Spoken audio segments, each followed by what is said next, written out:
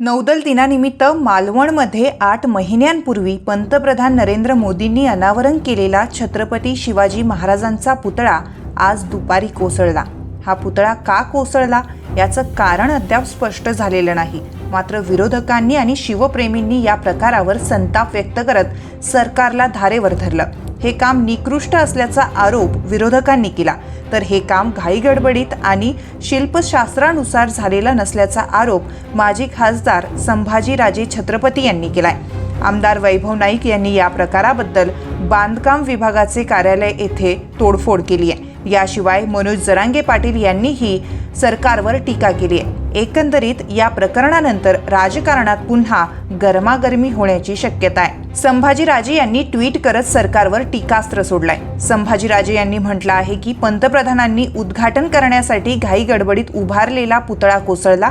मुळातच आकारहीन आणि शिल्पशास्त्रानुसार नसलेला आणि घाईगडबडीत उभारलेला हा पुतळा बदलावा म्हणून तेव्हाच आम्ही पंतप्रधानांकडे पत्र लिहून मागणी केली होती। या महाराष्ट्रात छत्रपती शिवाजी महाराजांचं स्मारक वर्षभरात कोसळतं याशिवाय दुर्दैवी बाब कोणतीच नाही। विरोधी पक्षनेते जितेंद्र आव्हाड यांनीही सरकारवर हल्लाबोल केलाय। छत्रपती शिवाजी महाराजांनी 350 वर्षापूर्वी बांधलेले किल्ले अजूनही भक्कम आहेत आणि कंत्राटदार सरकारला महाराजांचा एक भक्कम पुतळा उभारता आला नाही, हा त्यांचा कारभाराचा हिशोब आहे।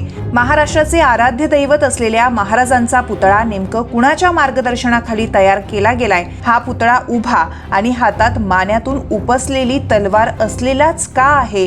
कुणालाच या पुतळ्यामध्ये काहीच चुकीचं वाटत नाही का? हे सर्व प्रश्न मी उद्घाटनानंतर उपस्थित केले होते, असंही आव्हाडांनी स्पष्ट केलंय।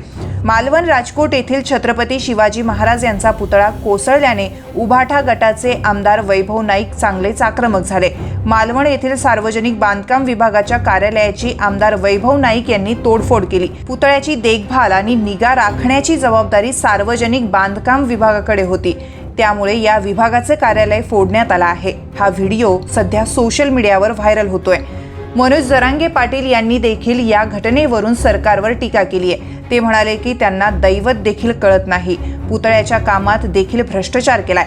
यात मोदींनी उद्घाटन केलं म्हणून त्यांचा दोष नाही, मात्र महापुरुषांच्या पुतळ्याचं काम असं व्हायला नको होतं। ज्यांनी हे काम केलंय त्याला कायमची अद्दल घडायला हवी।